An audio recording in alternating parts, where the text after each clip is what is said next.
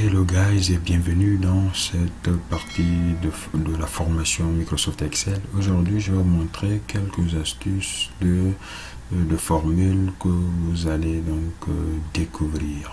Ici, lorsque vous ouvrez votre fichier Excel ou lorsque un collaborateur vous partage un fichier déjà avec lequel il a travaillé, vous pouvez faire des vérifications de formules, d'accord?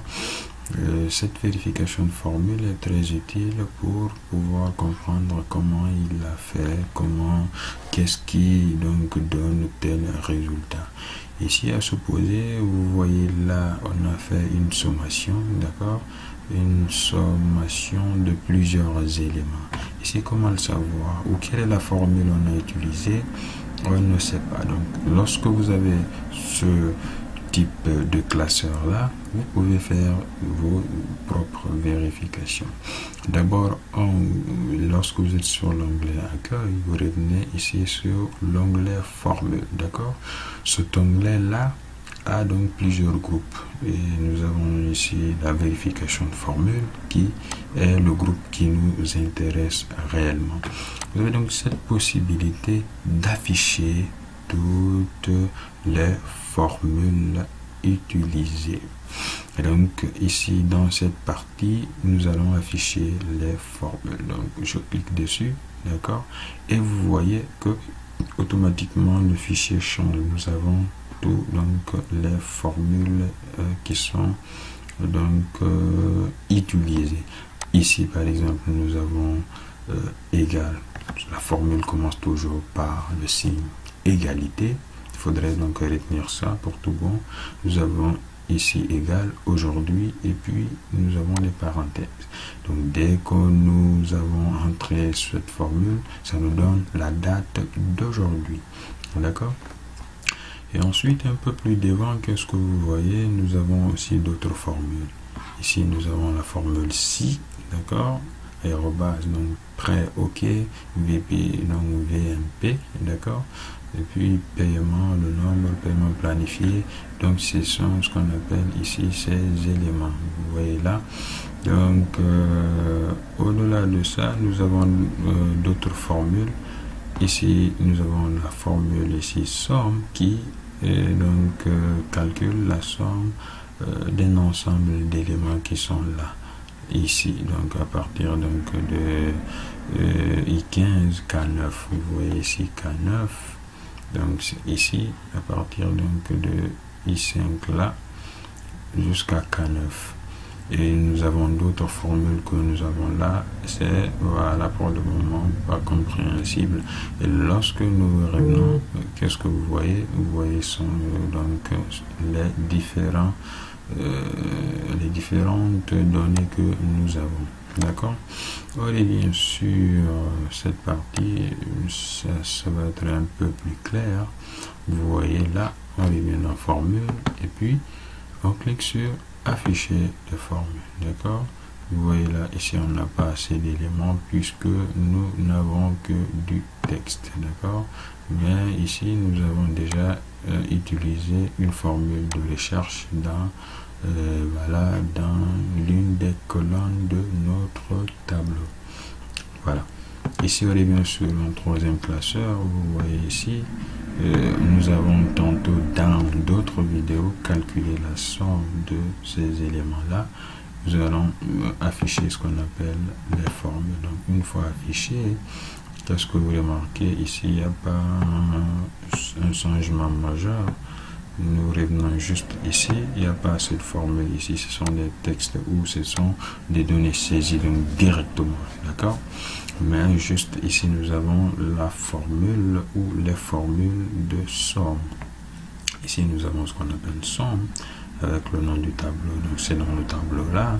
Nous avons la partie ici diastolique, fréquence cardiaque et systolique, d'accord?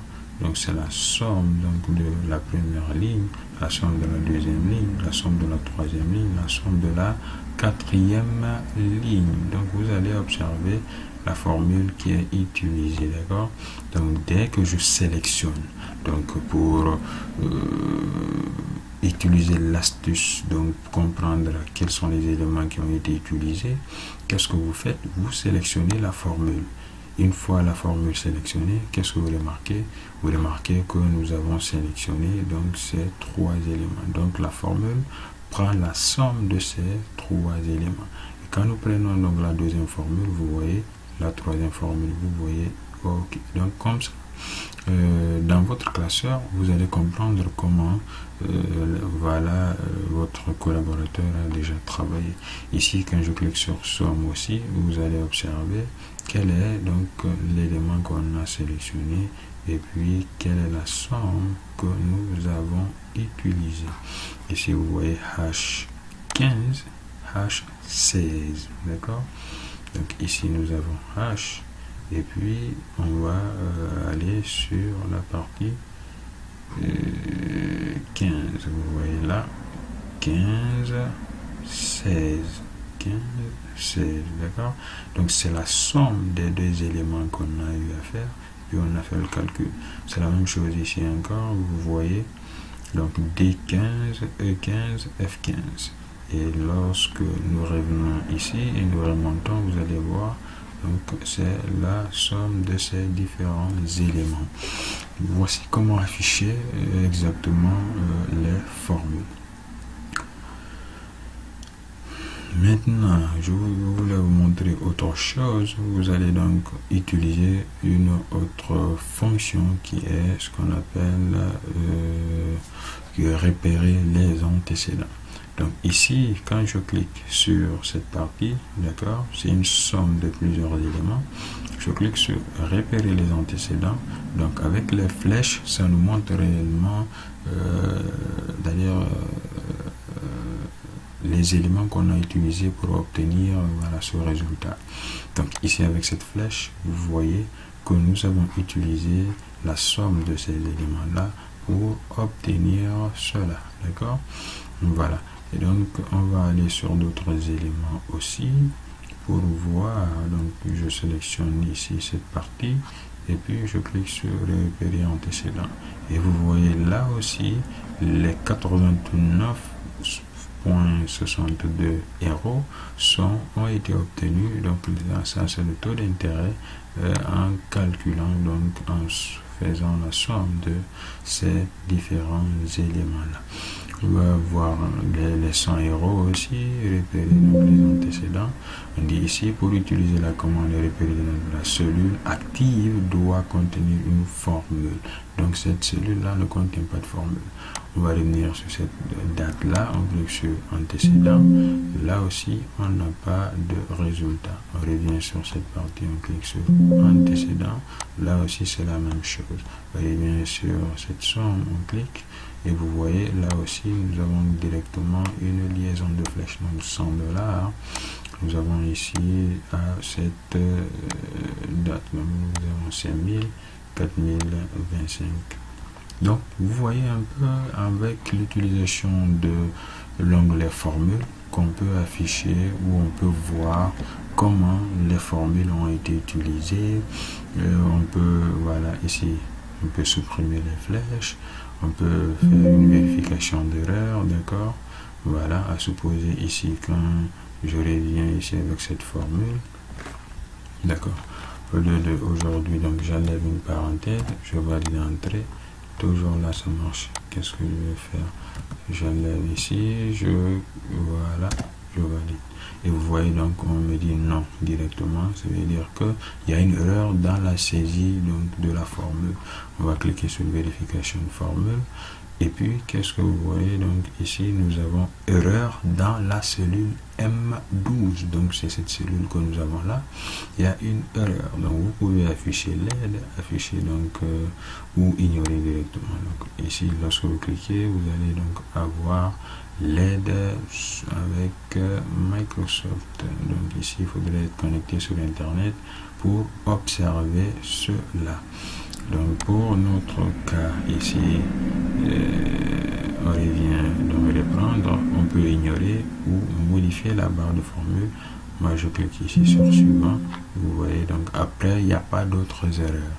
Donc là on nous a mentionné l'erreur, nous revenons ici, ici par exemple là, d'accord, erreur due à un nom non valide, d'accord, aide, affichage de calcul, ignorer l'erreur, modifier donc la formule, d'accord.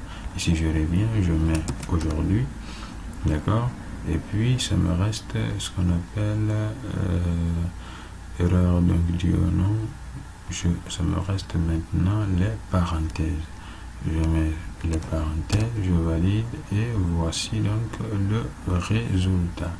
Donc vous pouvez faire l'évaluation formule aussi, d'accord, vous voyez ici. Et puis vous pouvez exploiter d'autres fonctions que nous allons voir dans d'autres vidéos.